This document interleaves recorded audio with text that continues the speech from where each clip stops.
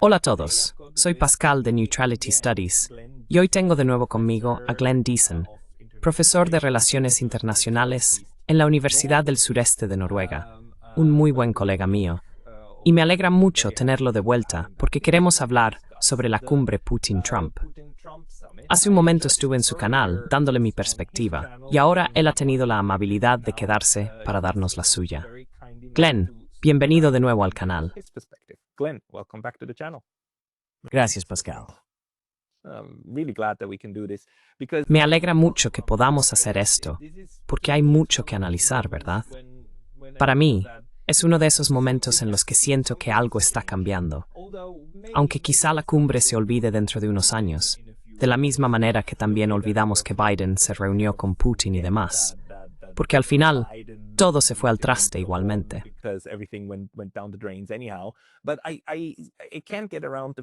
Pero no puedo evitar la sensación de que, no, esto es diferente. Por primera vez, estamos viendo una nueva forma en la que las grandes potencias realmente interactúan entre sí, especialmente después de que Occidente fingiera durante tanto tiempo que Rusia está aislada, que el mundo está en contra de Rusia. Y ahora siguen fingiendo que, oh no, Rusia va a tener la sensación de que está siendo reintegrada, como si alguna vez hubiera sido excluida del mundo. El solipsismo occidental es realmente asombroso en este aspecto. ¿Cómo interpretas el proceso que hemos estado viendo durante los últimos 6 meses, que ahora ha culminado en esta cumbre de grandes potencias en Alaska?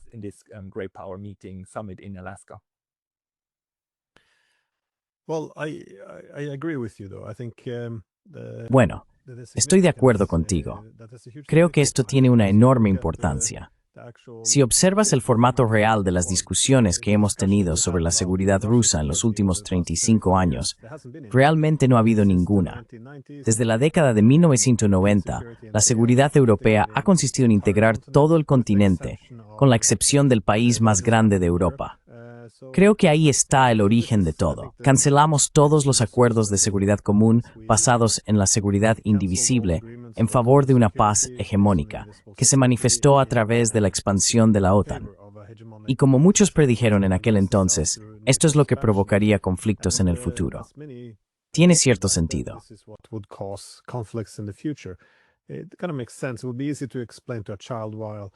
Sería fácil explicar a un niño por qué la idea de que una alianza militar de la Guerra Fría se expanda cada vez más cerca de las fronteras rusas, mientras se asegura de que Rusia no tenga un asiento en la mesa en Europa, se considera de algún modo una receta para la paz y la estabilidad. Pero en fin, a lo que quiero llegar es que durante más de 20 años nos negamos a debatir el lugar de Rusia en la mesa europea. No quisimos tratar sus preocupaciones de seguridad. De hecho, toda la ideología sobre la que construimos Europa era que la UE y la OTAN serían una fuerza para el bien. Así que sí, puede que no formes parte de este club. Puede que pongamos nuestro ejército a lo largo de tus fronteras, tus misiles, pero esto es una fuente de estabilidad y democracia. Así que no hicimos posible debatir lo que Rusia quería.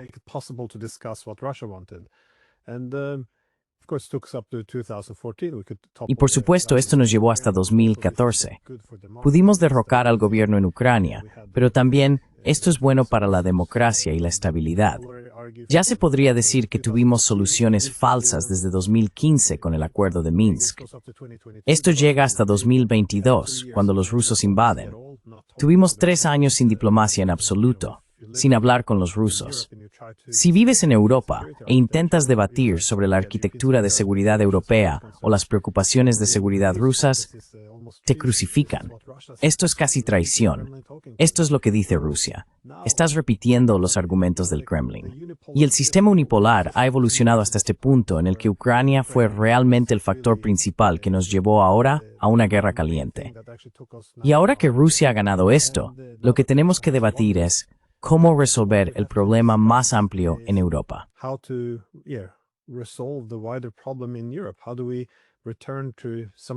¿Cómo volvemos a algunas de las cuestiones que deberíamos haber debatido hace 30 años? De nuevo, el principio de la seguridad indivisible, la estabilidad en el continente, pero no lo estamos haciendo. En cambio, Algunas personas quieren descartar esto diciendo, oh, simplemente, hagamos que dejen de dispararse entre ellos. Tenemos un alto el fuego. Una vez que haya un alto el fuego, podemos enviar algunas tropas europeas y reconstruir Ucrania, y entonces volverá a la estabilidad. Así que quieren volver al antiguo formato de esta paz hegemónica, pero los rusos no van a aceptar nada de eso. Así que creo que aquí es donde estamos.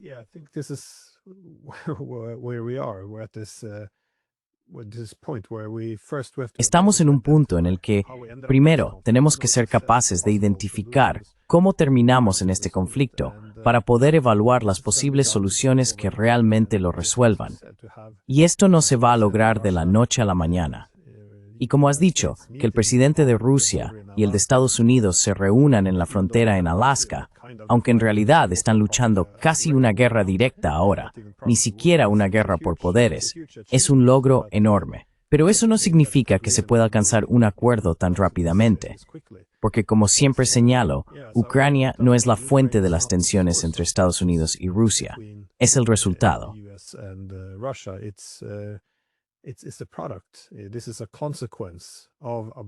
Esto es una consecuencia de una arquitectura de seguridad europea rota. Así que, si quieres resolver el tema de Ucrania, también tienes que resolver otros asuntos, es decir, toda la arquitectura de seguridad europea. Tendrás que poner fin a la expansión de la OTAN. Si pones fin a la expansión de la OTAN, ¿qué ocurre con la Asociación Transatlántica? Pierde toda su función. ¿Se irán los estadounidenses de Europa? ¿Irán a Ucrania? Quiero decir, hay mucho en juego, por eso la gente está entrando en pánico en Europa. Así que no, lo siento, esa fue una respuesta muy larga, pero creo que es importante que la gente entienda que esto no es solo un intercambio de territorios. Te damos parte de Dnipro a cambio del Donbass. Este no es el único problema.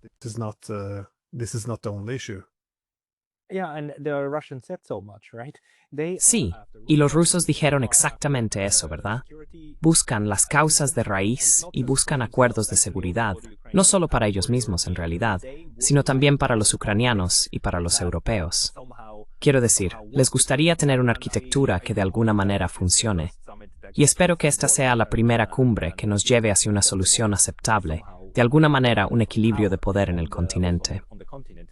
Lo fascinante, sin embargo, es que la forma en que esta guerra por poderes, esta guerra de implementación, este conflicto abierto entre Estados Unidos y Rusia, ha dejado completamente de lado a Europa.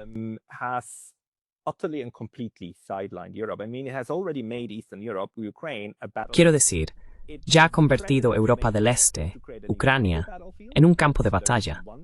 Está amenazando con crear un campo de batalla aún mayor. Habría una manera de llevar todo esto adelante, una manera muy mala de avanzar. Pero se puede ver cómo los europeos realmente preferirían eso. Prefieren el enfoque militarista de simplemente redoblar los esfuerzos con todas las cosas que no han funcionado hasta ahora. ¿Qué opinas de esto? Como, aparte de estas ilusiones elitistas de los europeos, ¿cómo hemos llegado al punto en que Europa está trabajando activamente para convertirse en un campo de batalla donde dos grandes potencias se enfrenten?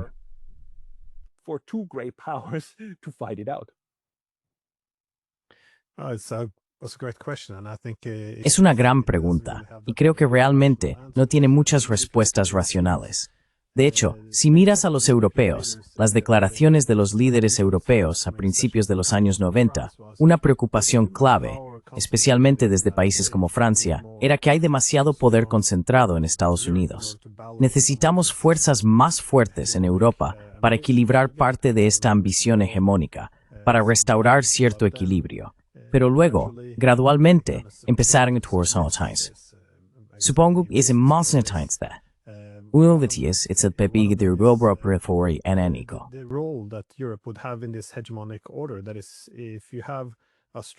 Es decir, si tienes una Europa fuerte y unos Estados Unidos poderosos, entonces puedes tener una hegemonía colectiva del mundo sostenida sobre dos pilares, Estados Unidos y la UE.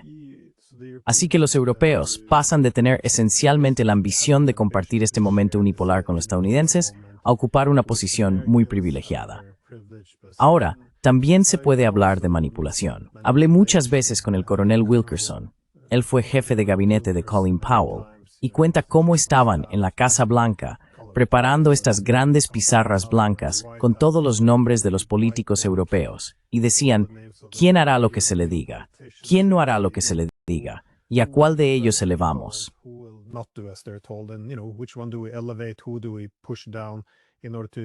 ¿A quién tenemos que pisotear para construir los gobiernos europeos que queremos? Y curiosamente él señaló que el mayor, ya sabes, el que se inclina ante todo lo que le decimos que haga, es un político noruego, Jens Stoltenberg. Fue primer ministro y acabó siendo secretario general de la OTAN. Así que es interesante. Hay algo de esta manipulación estadounidense. Pero más allá de esto, creo que los europeos también han ido adaptándose un poco a esto. Aún así, si retrocedes a 2008, cuando Bush quería ampliar la OTAN a Ucrania y Georgia, los europeos se resistieron. Se dieron cuenta, como dijo Merkel, de que esto sería interpretado por Moscú como una declaración de guerra.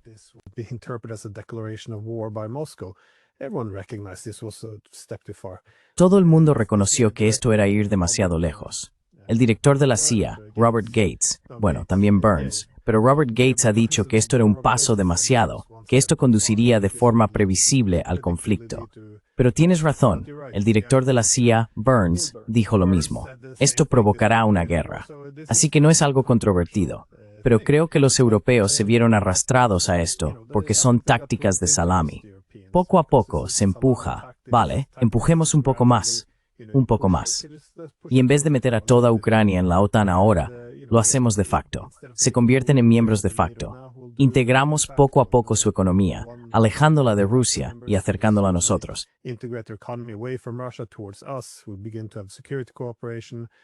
Empezamos a tener cooperación en materia de seguridad. Desenredamos toda la cultura común. Sacamos a la Iglesia Ortodoxa Rusa de Ucrania, eliminamos el idioma ruso y poco a poco los vamos integrando. Por cierto, esta es la táctica de la OTAN, la táctica del salami. No provocas esa respuesta temible. Pero luego, cuando los rusos empiezan a responder, comienzas a cultivar una nueva clase política que dice, los rusos son malvados, son malos, quieren restaurar el imperio. Descenten imperio ruso. Putin es Hitler. La Guinea se minoritaria.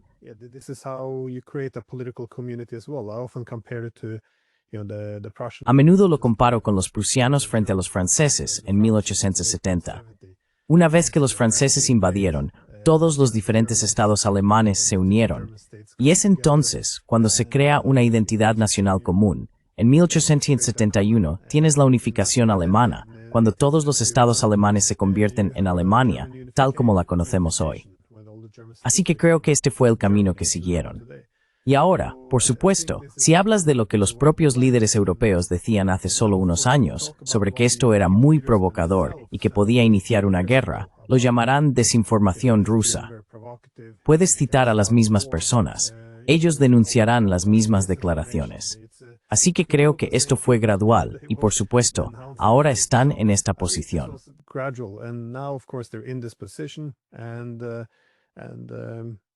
Y cuando tienes tanta inseguridad, tienes una gran guerra en Ucrania. Hay preocupaciones legítimas de seguridad.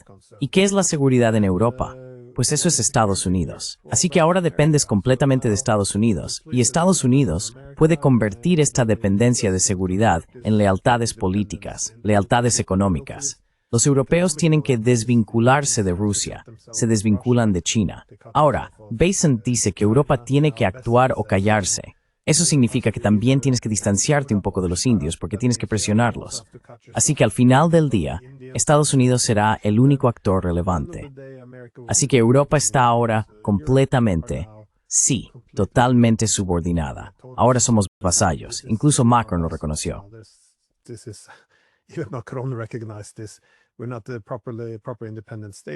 Ya no somos estados verdaderamente independientes.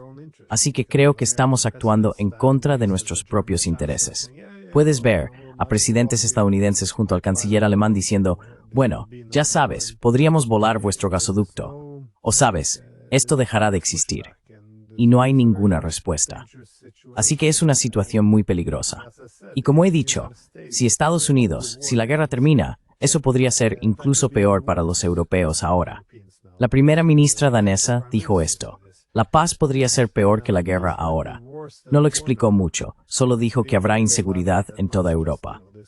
Pero lo que ocurre si la guerra termina es que Rusia ya no estará contenida y los estadounidenses empezarán a retirarse. Así que si no hay conflicto, no hay equilibrio frente a Rusia.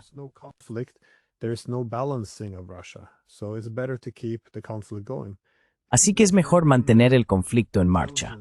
Incluso el jefe de inteligencia alemán dijo lo mismo. Necesitamos que la guerra continúe durante otros 5 años para prepararnos. Por cierto, los ucranianos oyen esto y cada vez son más conscientes de que están siendo utilizados. Pero los europeos realmente se han puesto en una posición muy incómoda. Y como empecé a decir antes, en el orden unipolar, los europeos eran una de las 2 patas del hegemón colectivo. En el mundo multipolar, ¿qué es Europa?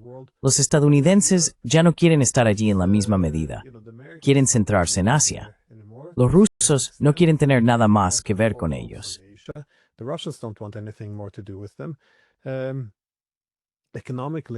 Económicamente, están debilitados. En términos de seguridad, por supuesto, siguen viviendo ahora las consecuencias de la expansión de la OTAN. Van a experimentar cada vez más fragmentación interna a medida que las economías se deterioren. Tendrán problemas socioeconómicos, alteraciones, inestabilidad política. Gran parte del liderazgo político ya no es realmente legítimo. Al menos, yo sostengo que existe una crisis de legitimidad en la clase política. Los Starmer, Macron, Scholz no cuentan con el apoyo público. Así que se avecina una crisis enorme en Europa. Y lo único a lo que se aferran es, bueno, si seguimos manteniendo esta guerra, los estadounidenses se quedarán, los rusos estarán contenidos.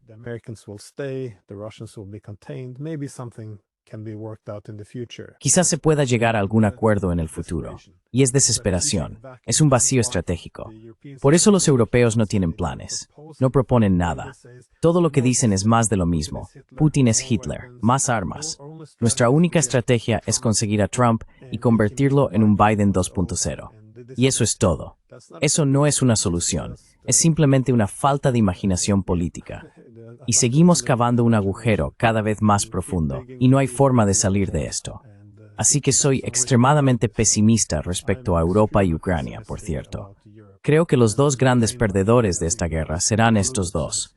Bueno, no son ambos países, pero sí Ucrania y Europa. Perdón, de nuevo mi respuesta a tu pregunta es demasiado larga. Sorry, again, I have too long answer to your question. No, creo que es muy importante tener eso en cuenta. Ya sabes, por mucho que los europeos intenten aparentar, porque fue bastante impresionante la semana pasada, ¿verdad? Organizaron una reunión, y Zelensky voló a Alemania, y Zelensky voló al Reino Unido con Starmer. Tuvieron esas reuniones, dándose palmaditas en la espalda, y los alemanes, ya sabes, recibo mucha de esa propaganda alemana en Twitter, y no sé cómo lo hacen, pero me la están enviando. Recibo a Merz todo el tiempo. Recibo las declaraciones de Merz. No las quiero, no las sigo, pero aún así me las envían a mi Twitter en alemán. Y todo es sobre mantenerse unidos por la democracia. Buen amigo Zelensky, siempre estamos contigo y resistiremos juntos. Y luego formular una posición común para la paz, que básicamente es la rendición de Rusia, incluyendo que les paguen reparaciones, ¿verdad?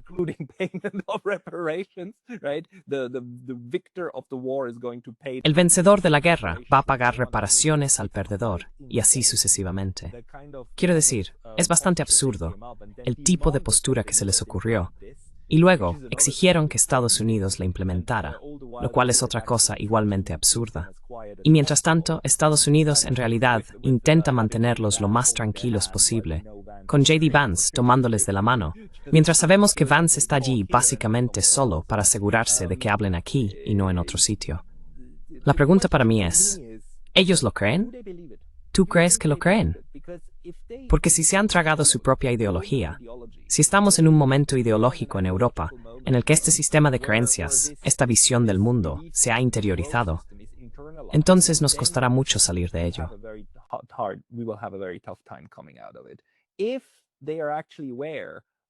Si realmente son conscientes de las tonterías que están difundiendo, y todo es un espectáculo solo para mantener la farsa para las élites, ya sabes, como los satélites de Europa del Este en los años 80, que sabían perfectamente que dependían completamente de Moscú, pero mantenían la farsa del Estado comunista hasta que ya no pudieron más, hasta que tuvieron que aceptar la realidad y luego iniciar algún tipo de transición democrática.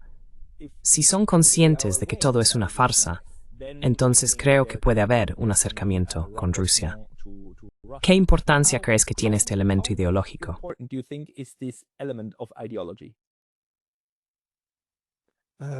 Very much so, but I often struggle with the same problem. Mucho, pero a menudo lucho con el mismo problema.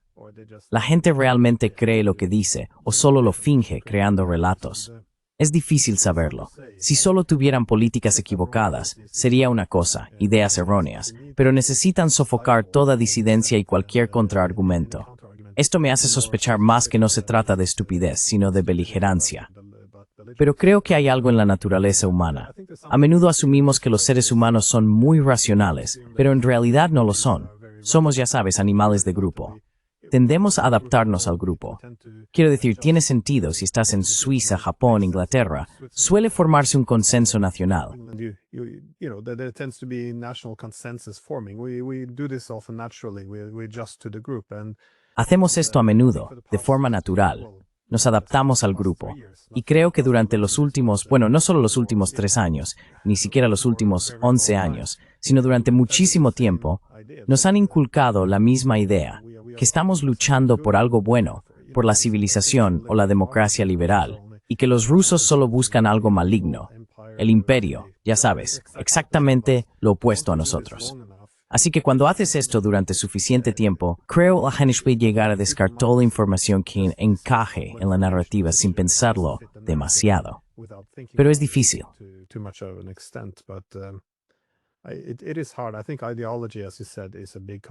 Creo que la ideología, como has dicho, es un componente importante de todo esto. Porque después de la Guerra Fría, el fin de la historia de Fukuyama casi se convirtió en una verdad incuestionable. Una religión que se ha convertido en la fuente de nuestra identidad como fuerza del bien. Es decir, sí, dominaremos el mundo, y esto será la fuente de la paz. Básicamente, pondrá fin a la anarquía internacional de Westfalia. Habrá un poder central, pero lo utilizaremos para promover los valores liberales y la democracia. Y esto será la paz. Cualquiera que se oponga a esto, por muy malas o perversas que sean las acciones de Estados Unidos o la OTAN, no es nada en comparación. Esta es la base de la estabilidad.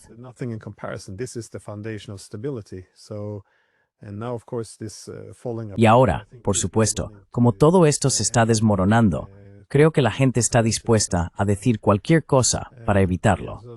Creo que ahora se ha retirado completamente la alfombra bajo los pies de los europeos. Si escuchas a los europeos, mira lo que dicen, lo que quieren de un acuerdo de paz. No solo dicen que quieren entre 500.000 millones y 1 billón en reparaciones, sino que Rusia tiene que irse, salir, devolverlo todo, y que a Ucrania se le debe permitir unirse a la OTAN. Así que esencialmente, quieren que la derrota de Rusia se traduzca en una capitulación total, lo cual no tiene sentido. Pero también les oyes decir que en cualquier acuerdo de paz, las sanciones deben mantenerse contra Rusia. Zelensky dice lo mismo, sea cual sea el acuerdo de paz, no podemos renunciar al castigo. Así que eso no es paz. Esto es simplemente, ya sabes, quitarle el mil de maniobra a los rusos, y machacándolos. As por as and por all.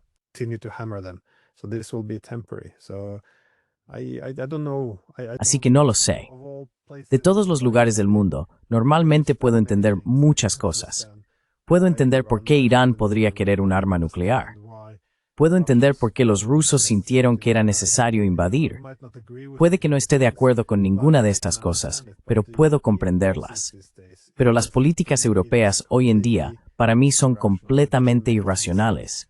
No tienen ningún sentido, simplemente porque lo que las mismas personas decían hace unos años ahora se llama propaganda rusa.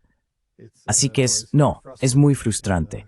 Y puedo decirte por experiencia personal, siendo académico en Europa ahora, que es ridículo. Solo puedes repetir lo que dice tu gobierno sobre la guerra. Quiero decir, en otras áreas, la democracia no está muerta, pero en la cuestión de la seguridad, en política exterior, ya no se permite la disidencia. O lo repites, o básicamente en tour en no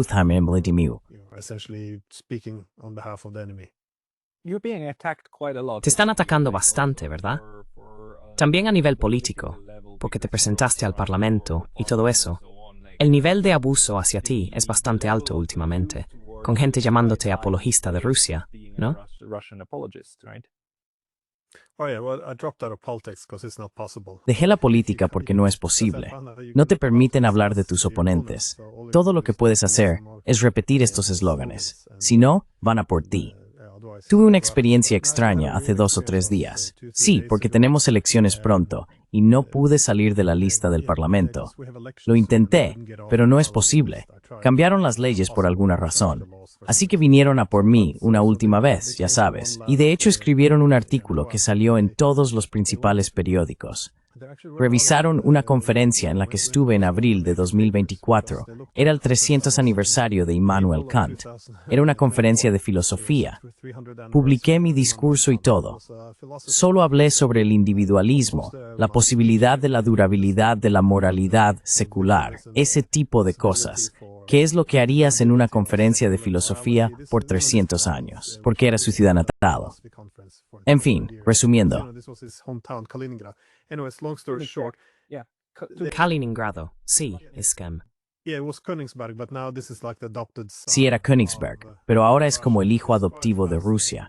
Es bastante fascinante. Sabes, vas allí, era como una convención de frikis, solo carteles de Kant por todas partes, y de eso hablábamos todo el tiempo.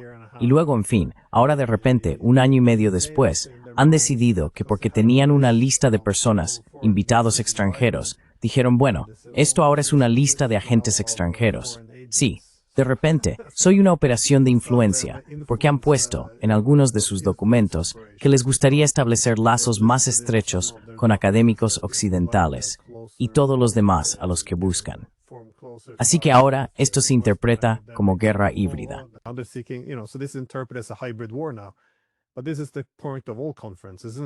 Pero este es el objetivo de todas las conferencias, ¿no? Así que de repente, hablar sobre el liberalismo y Kant me convirtió en un agente de Rusia. Y no quiero insistir en esto, simplemente demuestra lo fanático y radical que se ha vuelto todo. Y esto es lo que ocurre, no hay debate.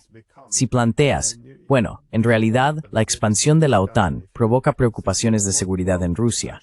Ellos lo ven como una amenaza existencial. No tienes por qué estar de acuerdo. Pero la única respuesta puede ser, eso te convierte en putinista, un ejemplo. Es tan absurdo. Pero así estamos al menos.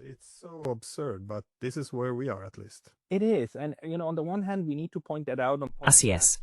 Y por un lado, tenemos que señalarlo en podcasts como este para explicárselo también a nuestros amigos en África, Asia y América Latina, lugares que no están ideológicamente capturados. Simplemente para asegurarnos de que entienden, Europa está ideológicamente capturada y, en cierto sentido, se ha capturado a sí misma. Sí, influida por Estados Unidos. Sí, por supuesto, la NED, la USAID, las ONG y demás. Sí, todo eso está ahí. Pero esto ha llevado a un punto en el que las sociedades europeas están tan involucradas en esta narrativa unilateral y absurda que realmente es cuestionable si seremos capaces de salir de ella de nuevo.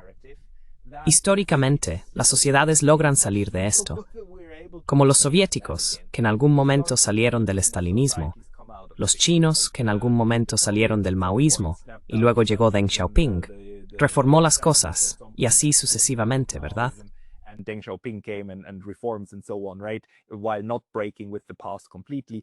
Sin romper completamente con el pasado. Históricamente hablando, se sale de ello, pero llevará muchísimo tiempo. Mi pregunta entonces respecto a la cumbre es, ¿crees que esto ayudará o hará más daño a esta tontería ideológica en Europa al verse obligados a enfrentarse a ella, verdad? Se ven obligados a ver al presidente de Estados Unidos manteniendo una conversación con el presidente ruso e incluso, supongo, a escuchar un poco al presidente ruso.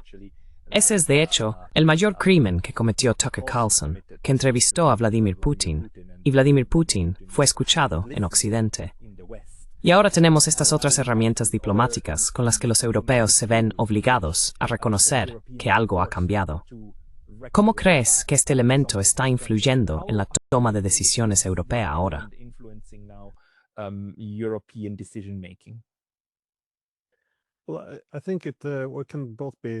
Bueno, creo que puede ser tanto positivo como negativo.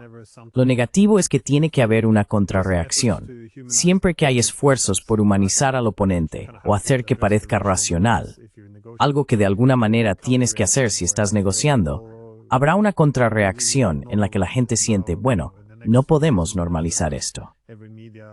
Ahora, en los próximos días, vamos a ver que todos los titulares de los medios serán sobre lo malvada que es Rusia para intentar compensar la cumbre. Pero en general, creo que puede ser útil, porque si quieres la paz, tiene que haber algún cambio en la narrativa. Una vez que vas a la guerra, como hicimos contra Rusia, siempre tienes que presentar todo como una lucha entre el bien y el mal.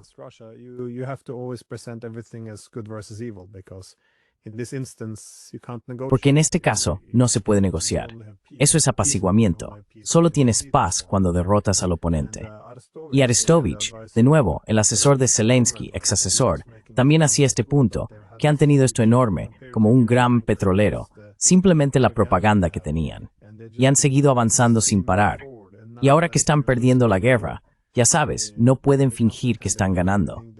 Tienen que mantenerse en, ya sabes, Rusia destruirá a todos los ucranianos, este tipo de propaganda. Necesitan tiempo para dar la vuelta a esto y cambiar la narrativa, porque no puedes decir de repente que quieres negociaciones con Rusia después de todo lo demás, después de la narrativa que has estado construyendo.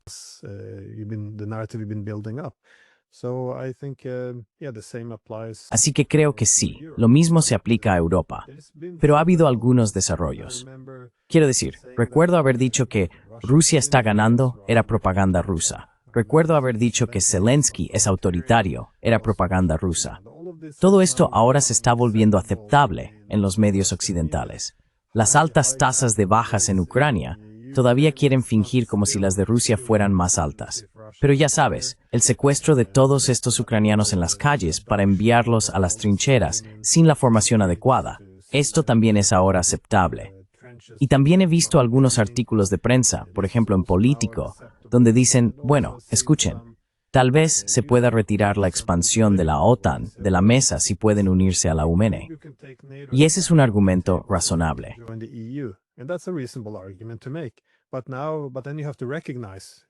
Pero entonces hay que reconocer que si se quiere buscar una solución, hay que reconocer que la OTAN es la fuente de este problema. Así que ahora, aparentemente, pronto se nos permitirá discutir que posiblemente sí expandir la OTAN hacia Rusia, algo que los rusos llevan diciendo los últimos 35 años, inaceptable. Que se nos permita debatir esto también es un paso adelante. Así que, paso a paso, creo que tener este tipo de diplomacia, en la que realmente se nos permite hablar con el oponente, es positivo. Quiero decir, la gente no se da cuenta de lo radical que ha sido esto. Durante 3 años y medio, la UE se ha negado incluso a hablar con Rusia. No quieren sentarse con los rusos. Como dice la jefa de política exterior, Kaja Kallas, Putin es un criminal de guerra. ¿Por qué íbamos a hablar con un criminal de guerra? Y ya sabes, esto se ha convertido en algo común.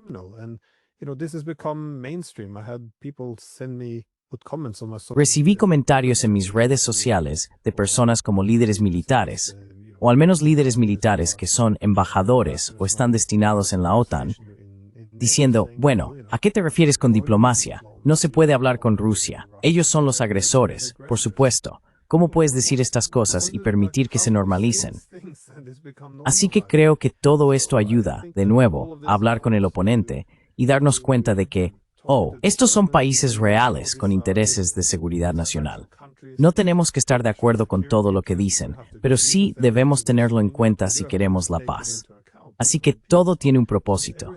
Y creo que, en general, probablemente no se logró mucho, pero este es un buen comienzo para un largo proceso político en el que, de nuevo, después de 35 años, empezamos a hablar sobre las preocupaciones de seguridad de nuestros oponentes. Va a ser un camino muy largo, pero al menos este es un paso importante.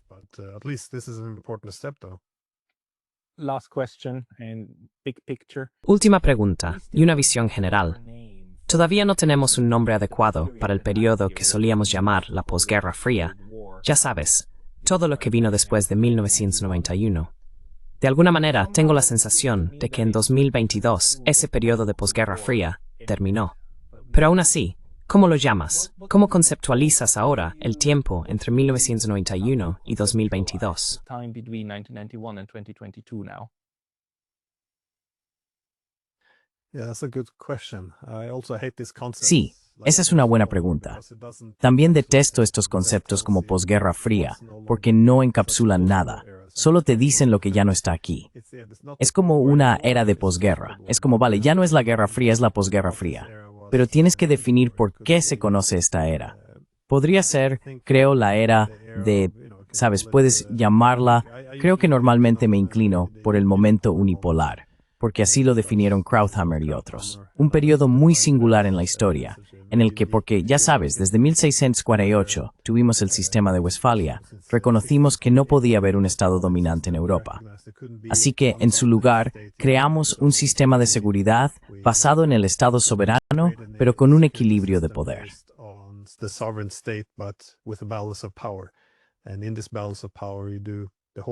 Y en este equilibrio de poder, el objetivo principal es asegurarse de que un lado no busque dominar al otro. Pero esto no tiene por qué ser siempre confrontacional. También implica reconocer las preocupaciones de seguridad de los demás para poder mitigarlas. Ahora bien, dicho esto, creo que después de la Guerra Fría, los estadounidenses pensaron, y lo dijeron muy abiertamente, que estaban en una posición muy única. Por primera vez, solo hay un verdadero centro de poder en el mundo, Estados Unidos. Una inmensa cantidad de poder está concentrada en Estados Unidos. ¿Por qué volver a un sistema westfaliano con posibles políticas de grandes potencias, con lo que llamamos anarquía internacional, cuando no hay un solo centro de poder y la competencia por la seguridad genera tensiones? ¿Y si Estados Unidos dominara?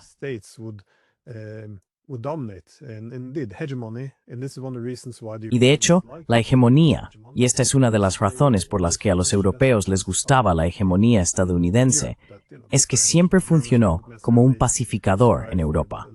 Los franceses y los alemanes no necesariamente aspiraban al liderazgo si Estados Unidos era dominante. Y creo que este era el objetivo principal. Tienes un solo centro de poder, no hay rivalidad entre grandes potencias, y ese centro de poder intentará trascender la política de poder, difundiendo valores democráticos y liberales. Así que creo que este fue el sistema posterior a la Guerra Fría, que de nuevo, tiene más sentido llamar el momento unipolar o hegemonía liberal, dado que tenía este fuerte componente ideológico. Pero, de nuevo, puedo entender por qué la gente lo defendía, por qué se dejaban seducir por ello. ¿Por qué esa idea de Francis Fukuyama, del fin de la historia, resultaba tan atractiva? Porque ese era el ambiente general de... Si recuerdas desde principios de los 90 hasta los 2000, esto es lo que impulsaba el optimismo.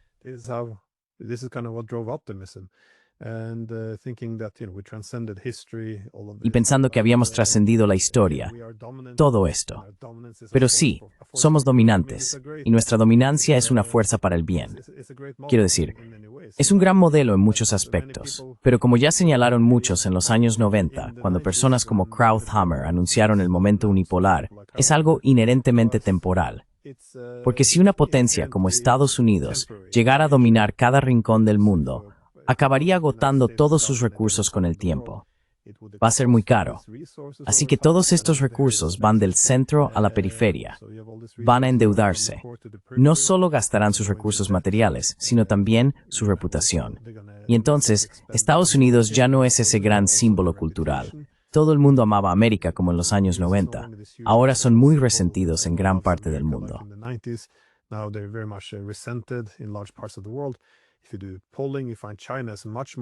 Si haces encuestas, verás que China es mucho más popular en todo el mundo que Estados Unidos. Y además, una vez que todos estos recursos se agotan, surgen mayores divisiones económicas internas.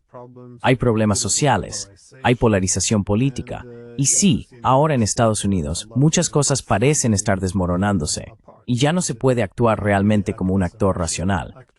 Y lo peor de todo, como la gente predijo en los años 90, lo que produciría el momento unipolar, no solo que Estados Unidos se agotaría, sino que para ser el único estado dominante, tienes que frenar a las otras potencias emergentes. Ahora bien, ¿cómo responderían? Rusia, China, India, Brasil, todos estos países que se ven a sí mismos como líderes regionales, ¿cómo querrían vivir bajo un sistema unipolar? How would they want to live under a unipolar system? Well, they would likely seek to collectively Bueno, balance the probablemente buscarían equilibrar colectivamente a Estados Unidos, especialmente países como Rusia y China, porque Estados Unidos aún tendría que apoyarse en sistemas de alianzas como la OTAN para dividir el mundo entre aliados obedientes y un oponente debilitado. Así que, con el tiempo, todo esto se consolidaría en la forma del sistema BRICS y comenzarían a desvincularse del sistema económico liderado por Estados Unidos. Empezarían a alinearse más políticamente y también a desarrollar capacidades militares para hacer frente a Estados Unidos. Así que, en algún momento, todo el hegemón liberal se desmoronaría. Occidente ya no es un hegemón, y estos ideales liberales hace tiempo que desaparecieron. Ahora estamos apoyando un genocidio en Gaza. Estamos luchando una guerra innecesaria contra Rusia, en la que ni siquiera queremos hacer diplomacia.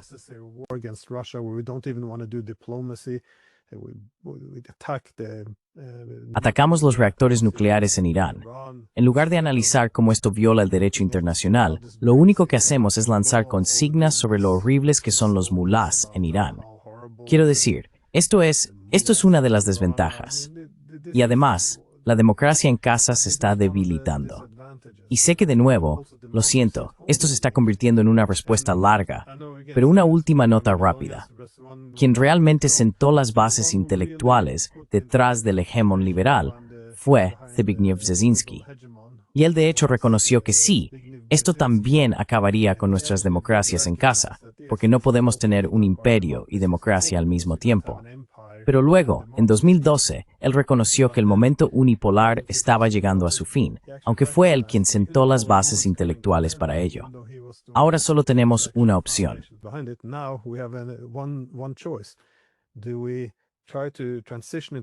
¿Intentamos hacer la transición hacia un sistema multipolar en el que seamos los primeros entre iguales? ¿O intentamos aferrarnos un poco más al momento unipolar y resistirnos a todos los demás? Pero entonces veremos que de todos modos surgirá un orden multipolar, y esta vez en oposición a Estados Unidos. Así que él dijo, quizá deberíamos optar por la primera opción, facilitarnos a nosotros mismos y ser los primeros entre iguales.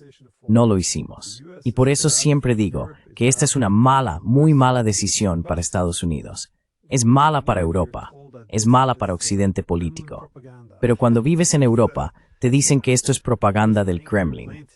Te preguntan, ¿quién paga tus billetes de avión? ¿Dónde están tus lealtades? No se puede hacer nada. Creo que también tenemos un problema de racionalidad. Así que de nuevo, perdón por mi respuesta tan larga. No, y solo para que todos los que están escuchando lo sepan, el Kremlin en realidad es bastante malo para pagar. Quiero decir, todavía estoy esperando el primer cheque. ¿Dónde está mi sueldo? Sí lo sé. ¿Dónde está el maldito sueldo? De todos modos, Glenn Deason, cualquiera que quiera seguirte, debería suscribirse a tu canal de YouTube, que es fantástico. También deberían suscribirse a tu Substack y a tu Twitter, donde eres muy activo. Soy un gran admirador y admiro tu trabajo. Glenn Deason, muchísimas gracias por tu tiempo hoy. Glenn Deason, thank you very much for your time today. Gracias, Pascal.